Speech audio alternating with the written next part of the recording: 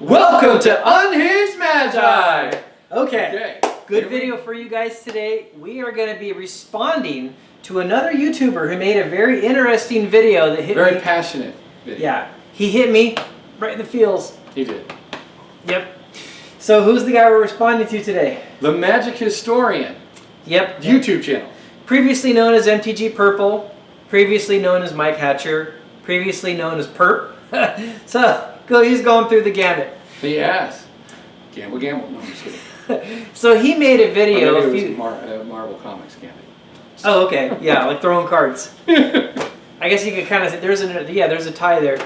So Mike made a very interesting video a few days ago that was very October 25th. October 25th. It was very interesting to Open Boosters and I because we actually have very similar feelings to him in the video. Now his video was titled Major YouTubers Moving Away from Magic the Gathering.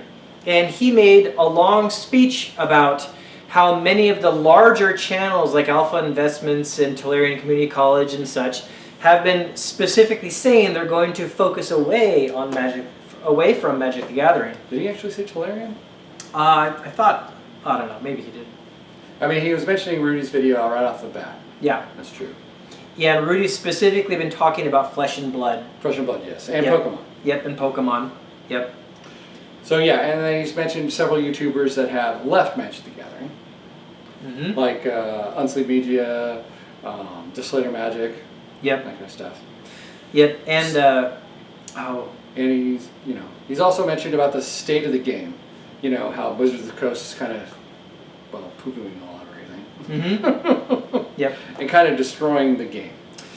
Yeah, so, definitely his video, like, touched, like, on a lot of, like, nerves, a lot of, like, feels, like, that, that I share his opinion with.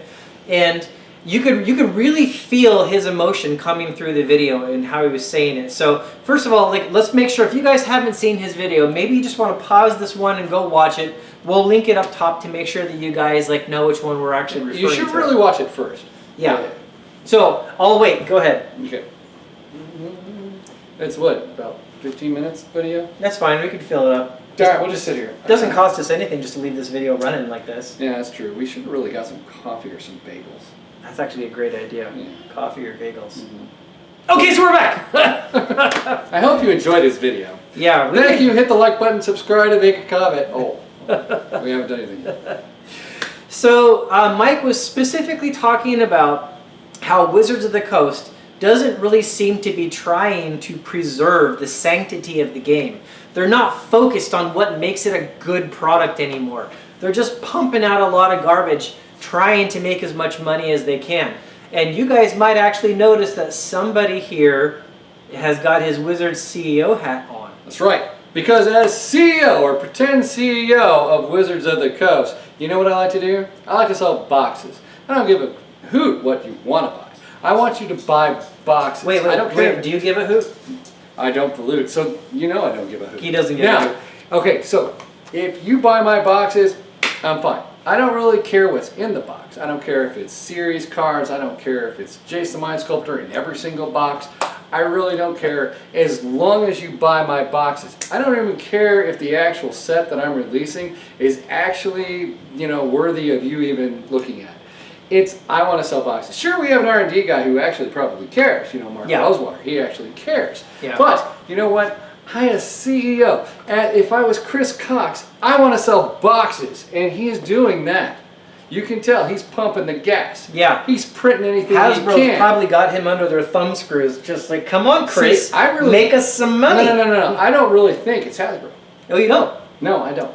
Hasbro, yes, they want their money. Yeah. That's true. Okay. But Chris Cox should have some pushback on the realities of actually pumping Magic into the game. He should. It's his company. His company. So. He has a way to be able to talk to Brian Goldner.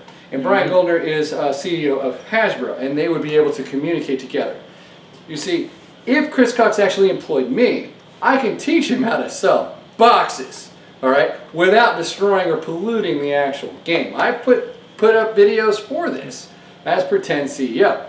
All he has to do is hire me as a freaking advisor. Dude, you've already got the hat. Videos. What more does he want? He's got the hat. Exactly. All right, my ideas will sell. I'm just saying. Uh-huh. And they'll sell boxes, and they'll be able to. Mark Rosewater would work great with me. Probably. Because I don't even have to do that much, because he'll handle that, and I'll make sure that we don't actually pollute every card to 0. Yes. Yeah, expand on that, please. Polluting every card to 0. So if we print every single card every single time, you know what the value of that box is going to go? Down. Down. Every single time. That's what's happening in Standard. You release a box and then it tanks. Why does it tank? Because we print so many freaking boxes. Yep. And if we're printing too many boxes for us to even sell to you guys, then that means I have too much supply. And you know what happens if you have too much supply in economics? Demand goes down. Exactly, and so the boxes tank. And so now you have a whole bunch of warehouses filled with boxes that you can't move. But luckily, Wizards of the Coast figured out a big giant scam, and that's called the distributors. Distributors have to hold the ball, right? Yeah. They probably are holding a lot of sealed products. Exactly. And so that's another big problem, right? So collectors' boxes, they move. They're gone. We're good. It's all the other product that they're producing, which is stupid, that they get sit and it becomes stagnant. And that's another thing that's a problem. It's great that the booster boxes go down and we can buy cheap product, but it's not good for the... It's good for the players. It's good for the players. Yeah. But it's not really good for the company if you have sitting still product. And it's not good for distributors to have sitting still product. And you know, as much as everybody likes to claim, and a lot of people do like to claim, oh, I don't care if my cards go down in value. Most of the time, people care. There's a lot of people, like, I almost feel like when people say that, there's a lot of that that's just like it's like, what do they call it? Virtue signaling. That's like basically trying to say like, oh, well, I'm a very moral person. I don't care if I lose money. Come on, man. Of course you care at least to some degree that you lose money. Yeah. But right now you care more about virtue signaling and acting like you don't care. Of course you care. Come on, people care. I don't want my cards going to 0. But see, that's the rub though. I want people to have cards. I don't want people to not have cards. Of course. In that respect, it would be wonderful if the reserve list broke and stuff like that. I'm not going to get into that today. Well, but the point is, I want people to have cards. Right. But at the same time, I don't want my value to So when new boxes come out, they at least have to maintain value. to some degree. Exactly. It doesn't necessarily mean it has to go up in the secondary market. It just means it has to at least Not good garbage. go to garbage.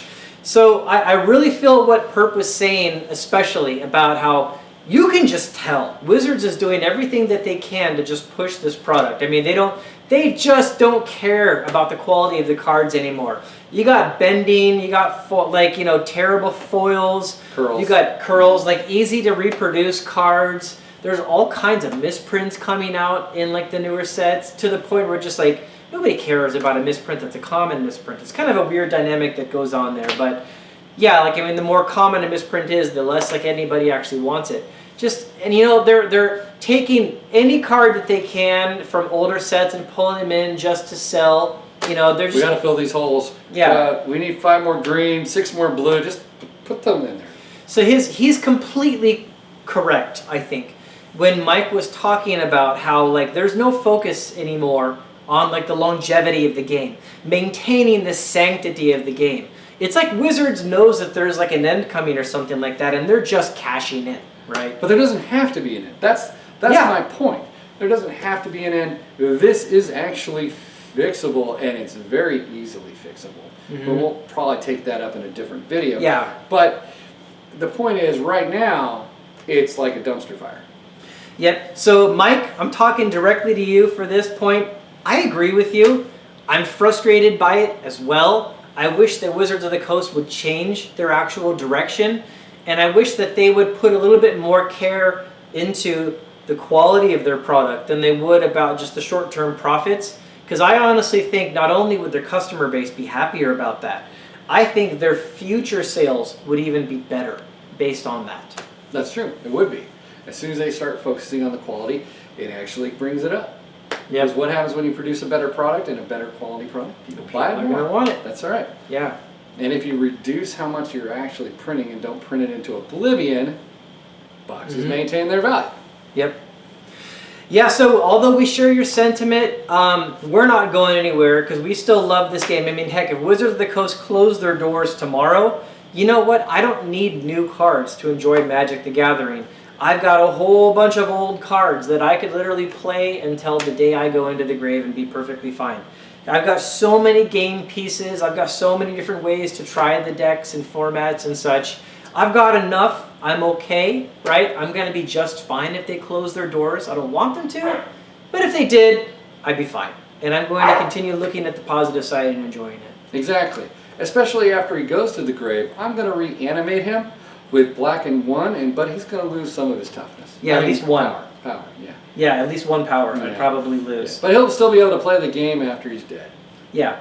It can't be too tranquil of a situation after I come back, because then I'll go back in the grave. Exactly. If you got that, you're an old school player. Anyways, so I don't really, okay, and as for negative content on your channel, you're not really producing negative content. You're doing great. You are actually really reporting the news and that kind of stuff, things that are going on right You're doing now. great, Mike. You add an extra little bit of flair to the videos, and I really actually like your content. I even like it when you're talking about good things. It's so good. Yeah, keep it up. Okay, so thanks a lot, guys, and I'll see you on the next episode.